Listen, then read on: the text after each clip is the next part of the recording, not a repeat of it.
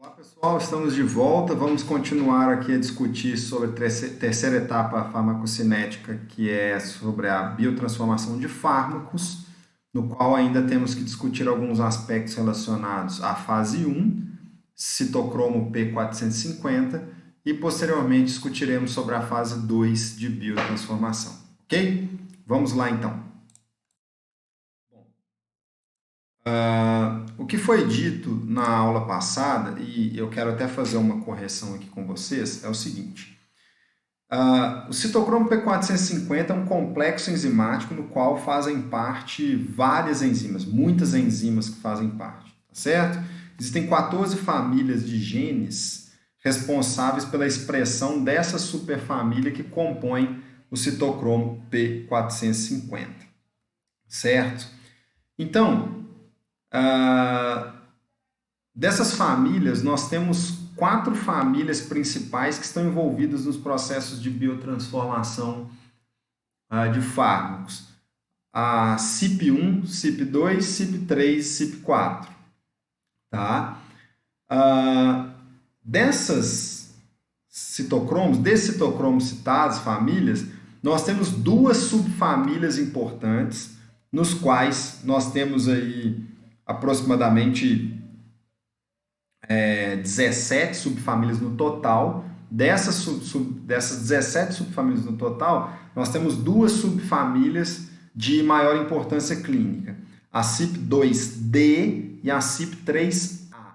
Ok, pessoal? Na aula passada eu tinha falado para vocês que era a CYP3A e a CYP2B, tá certo? Não é CYP2B, é CYP2D, D de dado, ok? Corrija aí para mim, ok?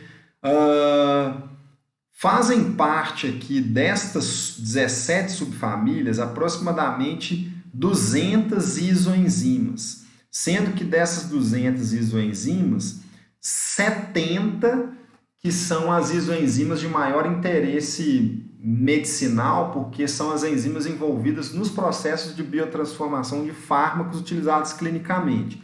E dessas 70 isoenzimas que fazem parte dessas subfamílias, dessas 17 subfamílias, principalmente dessas 2 subfamílias aqui em especial, nós temos 2, né, que estão responsáveis pelo processo de fase 1 de biotransformação de aproximadamente 80% dos fármacos utilizados clinicamente, sendo que a CYP, só corrigir aqui, tá pessoal? É CYP3A4, é responsável por 60% dos processos de biotransformação de fase 1 dos fármacos utilizados clinicamente, e a CYP2D6 por aproximadamente 20% do processo de biotransformação de fase 1 dos fármacos utilizados clinicamente. Ou seja, somando os dois, nós temos aí que as 2 isoenzimas elas realizam aproximadamente 80% dos processos de biotransformação dos fármacos utilizados clinicamente. Ok? Então, cada uma dessas isoenzimas equivale a essas 2 subfamílias. CYP2A, nós temos a CYP2D6. CYP3A, nós temos a enzima CYP3A4. Então, concentre-se nessa informação, né? CYP2D e CYP3A em relação às principais subfamílias das 17 existentes, e a CYP2D6 e a CYP3A4, as principais isoenzimas de maior interesse medicinal, das 70 mais importantes aí, discutidas clinicamente, ok?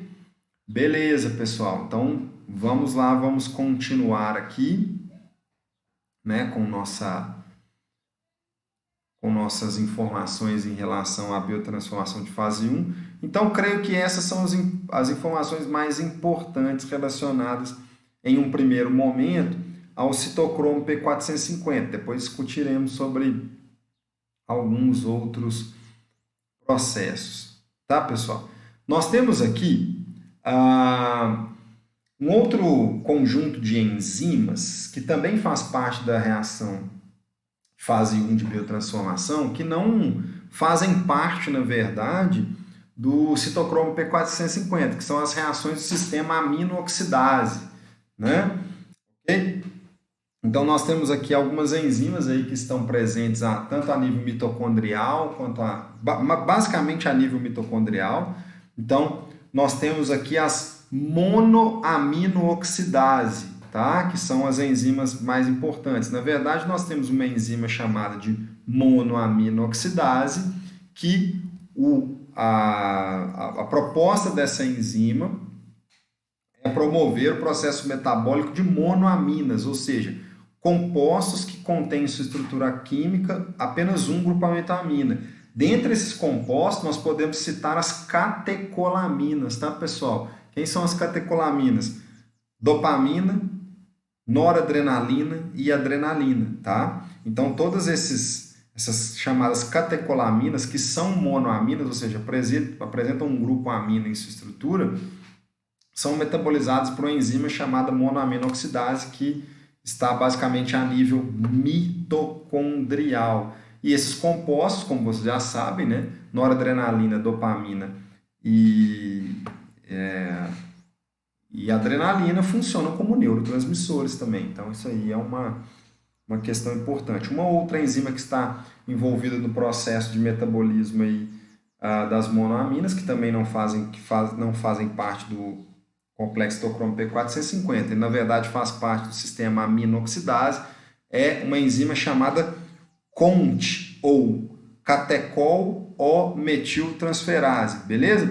Vou escrever aqui para vocês, só para vocês verem como que se escreve, né? O nome da enzima é CONT, tá? Quem é a CONT? É a catecol-O-metiltransferase, beleza? É essa aí, ó, tá? Ela também é uma outra enzima responsável pelo processo de metabolismo de monoaminas, juntamente com a monoaminooxidase, que é a MAO, tá? E faz parte, então, do sistema aminooxidase presente a nível de mitocôndria, responsável pelo processo de metabolismo aí. Essas enzimas, lembrando, não fazem parte do sistema citocromo P450, mas são enzimas que realizam biotransformação de fase 1.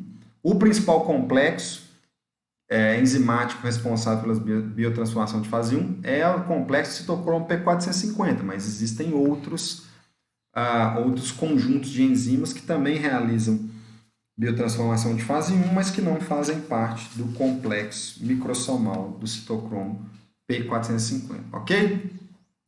Ok. Beleza, pessoal? Outras reações enzimáticas de importância aí que estão envolvidas nos processos metabólicos, né? Ou seja, realizando, principalmente fase 1, realizando as reações de oxidação e redução, são algumas enzimas, como as enzimas envolvidas no metabolismo do álcool, do etanol, tá certo, pessoal? Então, nós temos aqui duas enzimas que atuam a nível de citoplasma, que são utilizadas, né, no qual o objetivo delas é metabolizar o etanol, o álcool, tá? Lá no fígado. Então, essas enzimas também realizam reações de oxidação e redução, estão presentes no citoplasma e não fazem parte do citocromo P450, ou seja, realizam também reações de fase 1 de biotransformação, mas não fazem parte do citocromo P450, assim como as aminooxidases CONT e MAO não fazem parte do citocromo P450 também, tá? Então, nós temos aí, basicamente,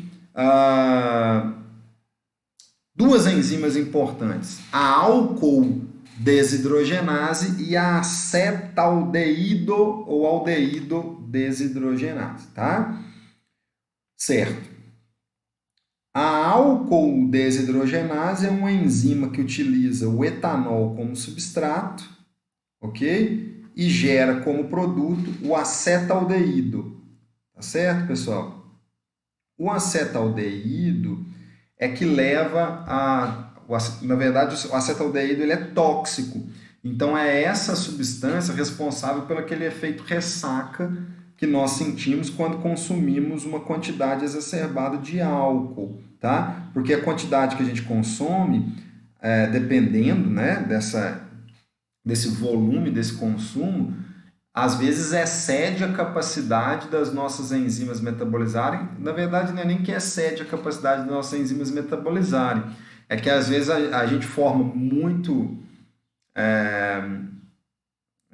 aldeído, e esse aldeído ele tem uma certa toxicidade e ele acaba gerando toda essa manifestação da ressaca pós-consumo exagerado de álcool, caracterizado por náuseas, cefaleia, vômitos, enfim, tá? Mas aí o acetaldeído, como ele é tóxico, ele ainda precisa ser metabolizado por um componente não tóxico, que é o acetato, tá certo? E a enzima que realiza essa conversão de acetaldeído em acetato é uma enzima chamada aldeído desidrogenase. Então, quando a gente consome muito álcool, a capacidade da nossa enzima aldeído desidrogenase é superada, não consegue metabolizar de uma forma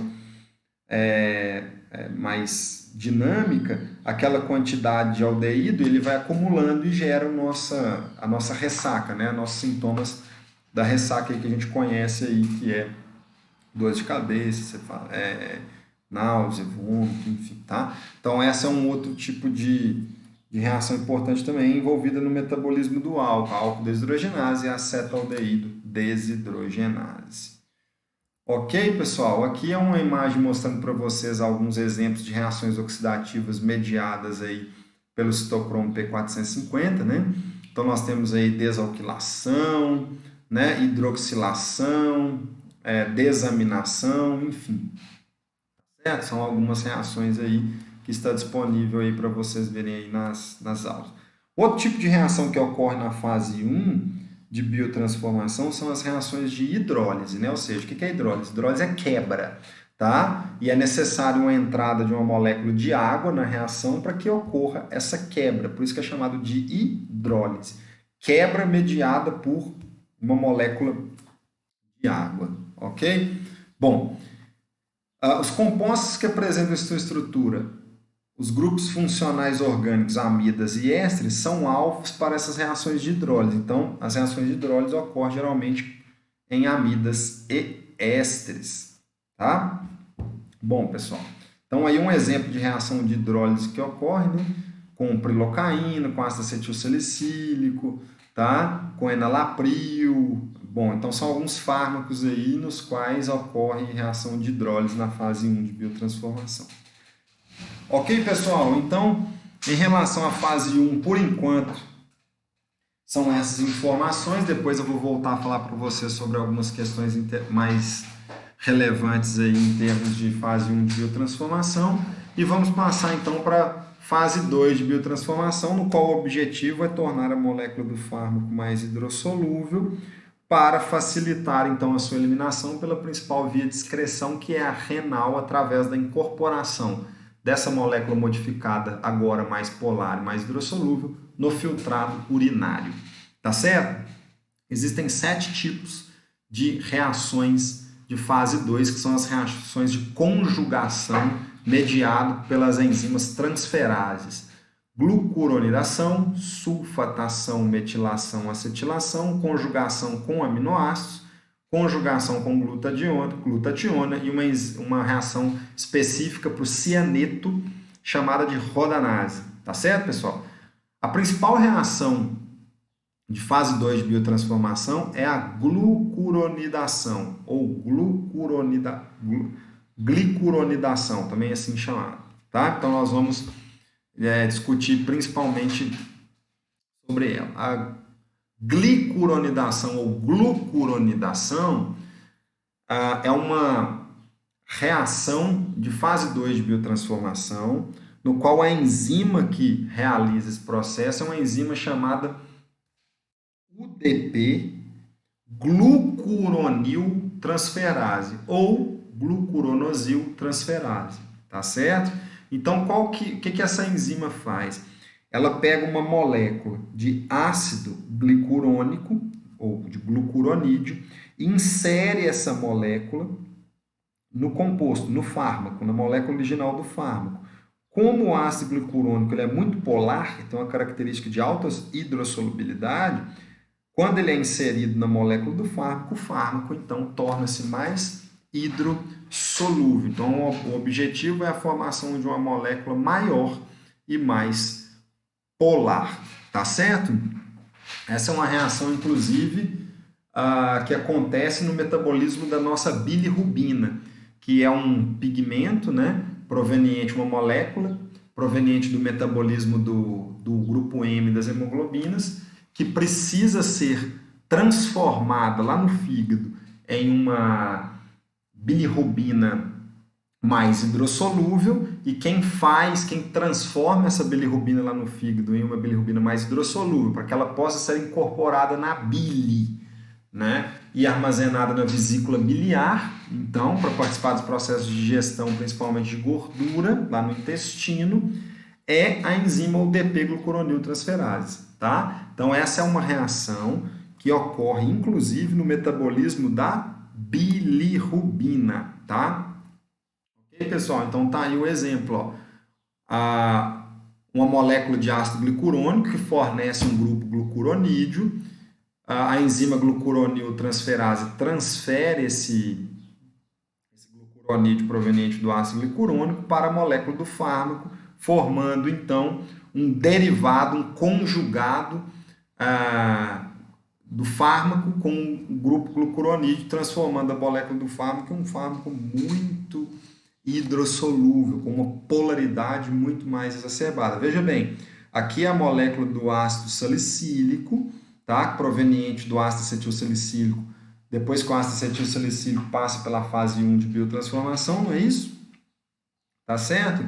Então, olha a molécula do ácido glicurônico que foi adicionado à molécula do ácido salicílico. Essa molécula toda aqui, olha o tanto que esse composto agora ficou muito mais polar. Então, isso facilita a eliminação. Tá certo, pessoal? Então, aí, ó, existem outras reações, a sulfatação, né, no qual a intenção é adicionar um grupo um doador de fosfato, né, um grupo contendo fosfato, não, desculpa, um grupo contendo sulfato na molécula, a metilação, que é a inserção de um grupo metil na molécula, né, a acetilação, inserção de um grupo acetil, a conjugação com aminoácidos, que geralmente acontece conjugando glicina ou glutamina para formar um composto mais hidrossolúvel, né? Conjugação com glutationa. A glutationa é um composto, uma molécula formada por 3 aminoácidos, a união de ácido glutâmico, ou glutamato, glicina e cisteína, né? Então, insere-se essa glutationa e a molécula torna-se mais hidrossolúvel, e a reação da rodanase, que ela é específica para o cianeto. Então, essas são as reações da fase 2 de biotransformação. Então, aí tem alguns exemplos de fármacos que sofrem esses tipos de reação de conjugação, glicuronidação, sulfatação, acetilação, né? Ok? Então, isso aí é bastante importante. Tá certo, pessoal? Bom, o próximo slide aqui era para falar sobre profármacos, mas profármacos eu já comentei com vocês, né? Essa questão dos profármacos, tá? Então eu vou passar isso aqui.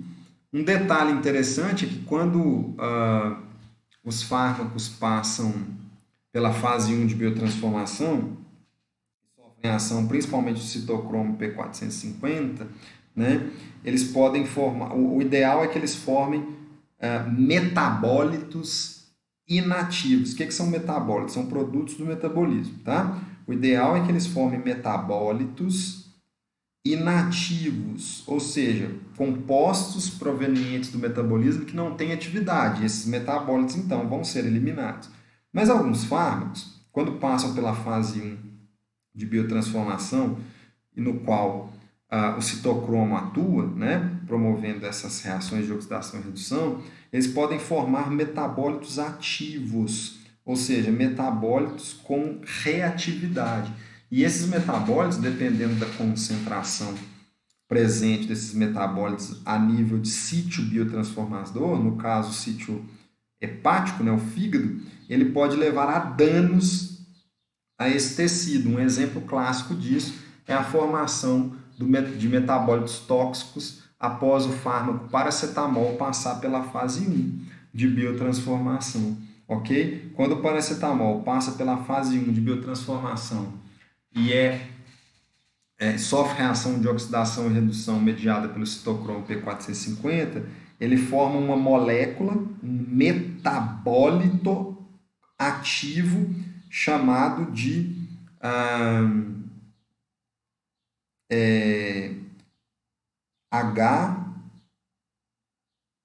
HTPE, se não me engano, tá? Que é o metabólito. Depois eu vou confirmar para vocês aqui qual é o nome do metabólito e falo. Mas, enfim, o fato é que o paracetamol ele forma um metabólito ativo e esse metabólito ativo é que é responsável pelas manifestações de hepatotoxicidade caracterizada pelo paracetamol. Inclusive, esse metabólito ativo do paracetamol ele é uma das substâncias mais hepatotóxicas conhecidas clinicamente, tá?